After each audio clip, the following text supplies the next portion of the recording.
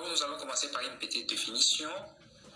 L'insomnie, nous allons prendre seulement deux termes. L'insomnie, c'est soit la difficulté à s'endormir ou soit la difficulté à maintenir les sommeils. Voilà, c'est quand nous parlons de l'insomnie. Mais pour les sommeils, d'abord, les sommeils ont deux phases. Nous avons la phase que nous appelons sommeil profond. Et deuxième phase, c'est le sommeil paradoxal. Et le sommeil profond, ça commence avec les relâchements, petit à petit, on s'endort. La phase paradoxale, c'est la phase la plus longue. Et la phase la plus longue, c'est pendant cette phase que se déroule, le rêve. Alors, nous avons deux phases, mais la première phase a déjà quatre sous-phases, si je peux le dire. Alors, quand nous dormons, nous commençons d'abord par la première phase, deuxième, troisième, quatrième phase, jusqu'à la cinquième phase qui est le sommeil paradoxal. Et quand il s'agit des sommeils paradoxal, là il y a les rêves, souvent, et nous faisons ces cycles-là pendant au moins 4 fois ou 5 fois. Donc vous dormez, vous passez à la première phase, deuxième, troisième, quatrième phase, et la première phase commence, ça prend une affaire de 25 minutes, etc. pour continuer jusqu'à 4-5 cycles pour un sommeil complet.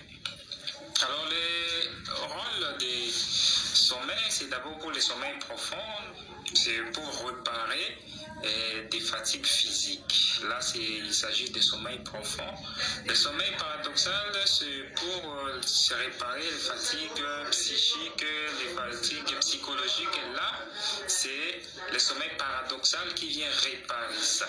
Alors, qu'est-ce qu'une nuit normale? Une nuit normale, la plupart des temps, pour un adulte, c'est lorsque vous dormez pendant 7 heures ou 8 heures. 8 heures et demie de temps. Là, il s'agit de sommeil, donc des nuits normales où vous dormez normalement. Mais nous avons, la plupart des temps, cela nous perturbe beaucoup puisqu'il y a des gens qui pensent qu'il faut nécessairement dormir pendant 7 heures du temps. Eh bien, ce n'est pas ça. Puisque pour dormir pendant il y a des gens qui peuvent dormir pendant 4 heures, 5 heures du temps, mais qui n'ont aucun effet, qui ne ressentent aucun impact de cette durée-là pendant la journée. C'est-à-dire, ils peuvent dormir 4 heures du temps ou 5 heures du temps. Quelqu'un qui part dormir vers minuit et qui se réveille à 4 heures, 5 heures du matin et qui fait, donc sa journée passe normalement, il n'y a pas de somnolence, il n'a pas d'autres problèmes. On les appelle des dormeurs courts. Par contre, il y a des dormeurs longs qui, lorsqu'ils dorment peu de temps, 7 heures du temps, pour eux, ça va déjà provoquer un problème pendant la journée. C'est par exemple des personnes comme moi. Moi, je dors pendant au moins 9 heures du temps ou 10 heures du temps. Et donc, quand je dors pendant 10 heures du temps, quand je dors pendant 7 heures du temps, 6 heures du temps, j'ai des problèmes pendant la journée, des problèmes de concentration. Et voilà un peu des différences. Maintenant, passons pour les traitements. Alors déjà, nous savons que pour les traitements, nous avons un bon résultat sur l'insomnie chronique par rapport à la médication, bien sûr.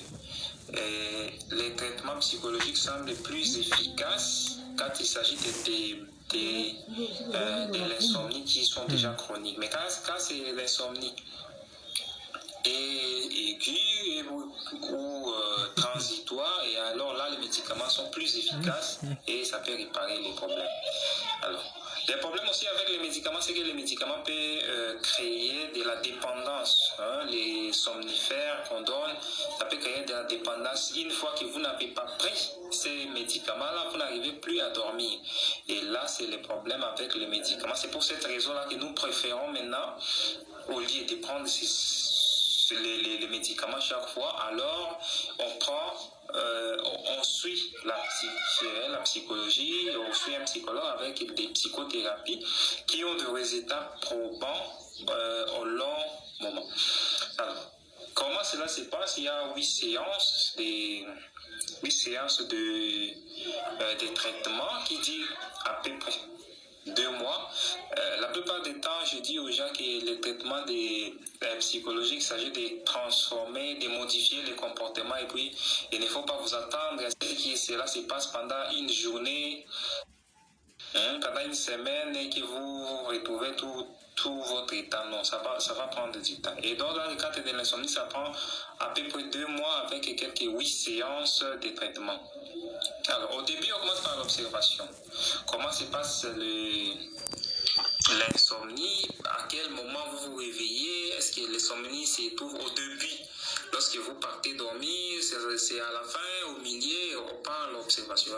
Et donc, la plupart du temps, on observe cela pendant 2 semaines pour savoir comment s'y prendre. Et après, il y aura des restrictions.